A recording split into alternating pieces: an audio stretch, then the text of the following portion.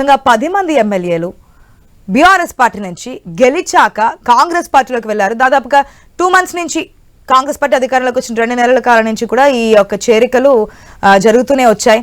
అది ఎప్పుడైతే BRS party హైకోర్టుకు వెళ్ళి పిటిషన్ దాఖలు చేసిందో, అదే సుప్రీంకోర్టు వరకు ఇది వెళ్ళిందో, అక్కడికి అది పుల్ స్టాప్ పడ్డాయి. పుల్ స్టాపా కామా అనేది ఈ తీర్పు తర్వాత మనకు క్లారిటీ వచ్చే అవకాశం ఉంది. లేదు, స్పీకర్కు ఉన్నటువంటి విచక్షణ అధికారాల ప్రకారం ఏదైనా ముందుకు వెళ్తే గనక ఏ విధంగా ఉండబోతోంది? సుప్రీంకోర్టు దానికి అంగీకరిస్తుందా? ఇప్పటికే చాలా టైం అయితే వెయిట్ చేసింది తీర్పుకు కూడా. ఒకవేళ అనర్హత విధిస్తే గనక ఈ 10 నియోజకవర్గాల్లో బైపోల్స్ వస్తే ఏ విధంగా ఉంటుంది? ఏ ఏ పార్టీ బలం పుంజుకోబోతోంది? ఆల్రెడీ ఒక సీట్ మీద, అంటే ఒక పార్టీ జెండా మీద గెలిచినటువంటి క్యాండిడేట్స్ మరొక పార్టీకి వెళ్తే ప్రజలు మళ్ళీ వీళ్ళని యాక్సెప్ట్ చేస్తారా వేరే జెండాతో?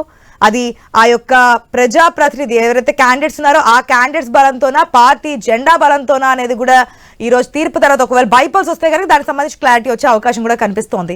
మరికొద్ది నిమిషాల్లోనే తీర్పు కూడా రాబోతోంది. జస్టిస్ బిఆర్ గవాయ్ ధర్మాసనం నుంచి ఎటువంటి తీర్పు రాబోతోంది? ఇది ఈ స్టేట్కి మాత్రమే పరిమితం అవుతుందా? పక్క రాష్ట్రాలకు కూడా ప్రజాప్రతినిధులు ఈ యొక్క తీర్పును దృష్టిలో పెట్టుకొని ముందుకెళ్లే ఛాన్సెస్ ఉంటాయనేది కూడా వెయిట్ చేసి చూడాల్సినటువంటి అవసరం ఉంది. కొద్దిసేపట్లోనే తీర్పుకు సంబంధించి కూడా డీటెయిల్స్ మనం క్లియర్గా చూద్దాం.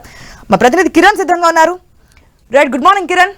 నిజంగానే తెలంగాణలో ఒక సెన్సేషనల్ డే అని చెప్పొచ్చు ఈ జడ్జ్మెంట్ డే అనేది.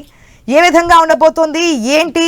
ఒకవేళ తీర్పు వచ్చిన తర్వాత ఎటువంటి పరిణామాలు చోటు చేసుకోబోతున్నాయి అనేది అయితే ఒక ఇంత ఆ యొక్క ఆతృత కనిపిస్తున్నటువంటి సిచ్యువేషన్, టెన్షన్ వాతావరణం కనిపిస్తున్నటువంటి సిచ్యువేషన్ అక్కడ క్యాండిడేట్స్ విషయంలోనే కాదు, పార్టీల్లో కూడా. ఇటు పార్టీ హెడ్స్ అయితే ఎవరున్నారు, ఇటు పక్క సీఎం రేవంత్ రెడ్డి కావచ్చు, ఇటు పక్క కేసీఆర్ కావచ్చు, కేటీఆర్ కావచ్చు, ఒక వార్ విధంగా చోటు చేసుకున్నటువంటి పరిణామాల్లో ఈ రోజు కోర్టు తీర్పు అనేది తెలంగాణ ప్రజల్లోనే కాదు, ప్రజా ప్రతినిధుల్లోనే కాదు, 2 పార్టీల్లో కూడా హై టెన్షన్ వాతావరణం కనిపిస్తోంది. నల్గొండకు సంబంధించి డీటెయిల్స్ ఏంటి? అక్కడ ప్రజా ప్రతినిధులు ఏ విధంగా స్టెప్ తీసుకునే ఛాన్స్ ఉందనుకోవచ్చు? పార్టీ ఫిరాయింపు ఎమ్మెల్యేలకు సంబంధించి ఈ కేసు సంబంధించి తీర్పు ఏ విధంగా ఉండబోతుందనే దానిపై కూడా ఇప్పుడు దేశవ్యాప్తంగా సర్వత్రా ఉత్కంఠ అయితే నెలకొందని చెప్పొచ్చు. ముఖ్యంగా పార్టీ మారిన ఎమ్మెల్యేలకు చాలా టెన్షన్ అయితే ఉందని కూడా చెప్పొచ్చు. ఎందుకంటే ఒకవేళ ఎమ్మెల్యేలకు అంటే పార్టీ మారినటువంటి ఎమ్మెల్యేలకు వ్యతిరేకంగా తీర్పు వచ్చినట్లయితే ఇది ఒక చారిత్రాత్మక తీర్పు అనే చెప్పొచ్చు. ఎందుకంటే గతంలో కూడా ఇటువంటి ఘటనలు, కేసులు వచ్చినటువంటి నేపథ్యంలో ఎక్కడ కూడా ఎమ్మెల్యేలకు వ్యతిరేకంగా వచ్చిన తీర్పు వచ్చినటువంటి సందర్భాలు లేవు. ఒకవేళ వచ్చినా కూడా అవి చివరి దాకా నిలబడ్డటువంటి సందర్భాలు అయితే లేవు. కానీ ఇక్కడ మాత్రం ఈ పార్టీ ఫిరాయింపు ఎమ్మెల్యేలకు సంబంధించి కేసులు కూడా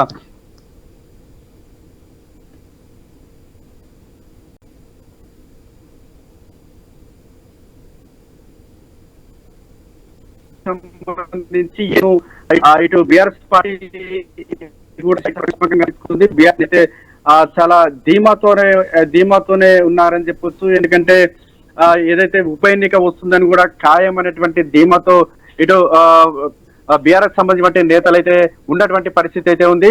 ఎందుకంటే ఇప్పటికే ఆ బీఆర్ఎస్ పార్టీ సంబంధించిన వర్కింగ్ ప్రెసిడెంట్ కేటీఆర్ ఇతర ఎమ్మెల్యేలు కావచ్చు బీఆర్ఎస్ నేతలకు ఒక హింట్ అయితే ఇచ్చినట్టుగా తెలుస్తా ఉంది. ఉప ఎన్నిక ఖాయమని కూడా ఇప్పటికే బీఆర్ఎస్ నేతలకు కూడా చెప్పినట్టుగా సమాచారం అవుతుంది.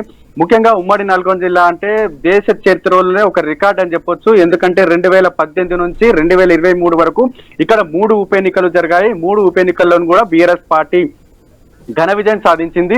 ఇటు నాగర్ సార్ కావచ్చు, ఇటు ఉత్తమ్ ప్రాతినిధ్యం వహించేటువంటి హుజూర్నగర్ కావచ్చు, ఈ 2 నియోజకవర్గాలతో పాటు కాంగ్రెస్ పార్టీకి గట్టి పట్టున్నటువంటి కంచుకోట ఏమిటి మునుగోడులో కూడా కాంగ్రెస్ పార్టీని మట్టి కనిపించినటువంటి చరిత్ర బీఆర్ఎస్ పార్టీకి ఉంది. ఆ నేపథ్యంలోనే బీఆర్ఎస్ పార్టీ చాలా ధీమాతో ఉంది. ఉప ఎన్నిక వస్తే ఏ విధంగా ఎదుర్కోవాలన్నటువంటి ఒక గట్టి బలంగా ఉన్నటువంటి పరిస్థితి అయితే ఉంది. కాకపోతే అప్పుడు బీఆర్ఎస్ పార్టీ సంబంధించి ప్రభుత్వం ఉంది కాబట్టి ఉప ఎన్నికల్లో కూడా సునాయాసంగా గెలిచిందని చెప్పొచ్చు. ఇప్పుడు ప్రతిపక్షంలో ఉన్నారు, అందులోనూ కాంగ్రెస్ పార్టీ అధికారంలో ఉంది కాబట్టి కొంత బీఆర్ఎస్ పార్టీకి సంబంధించి ఈ ఎన్నికలు కూడా కొంత సవాలే ఎదురవుతుందని చెప్పొచ్చు. ఇటు కాంగ్రెస్ పార్టీ కూడా ఈ ఉప ఎన్నిక ఒకవేళ ఉప ఎన్నిక వస్తే ప్రాణ సంకటమే అని చెప్పొచ్చు. ఎందుకంటే ఇప్పటికే కాంగ్రెస్ ప్రభుత్వంపై ప్రజలు చాలా తీవ్రంగా వ్యతిరేకతతో ఉన్నట్టు కూడా తెలుస్తా ఉంది. ప్రజలు 6 గ్యారెంటీలకు సంబంధించి కావచ్చు, 420 హామీలకు సంబంధించి కావచ్చు,